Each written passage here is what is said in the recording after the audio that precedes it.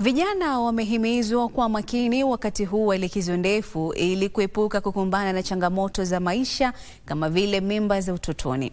Akizungumza wakati wa mafunzo kuhusu afya ya uzazi katika kanisa la Kenya Assemblies of God mjini Maralal, mkurugenzi wa shirika lisilo la serikali la Compassion Thomas Lekililo pia alisisitiza jukumu muhimu la wazazi katika kuwapa mwongozo na kuwasaidia vijana kufanya maamuzi sahihi kuhusu afya yao ya uzazi.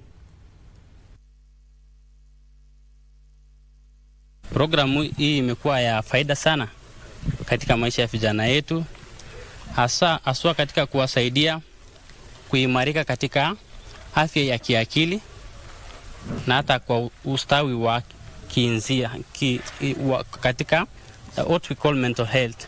Generation ambao iko si generation ya kufishwa maneno, ni ya kuambia kila kitu kina baubaga, na hii itawasaidia kuepukana na mambo ya madawa ya kulevya, kuepukana na mimba za mapema, magonjwa ambao ni ya zinaa, na hiyo wasasi wanapoajibika mambo kama haya hayatatupata.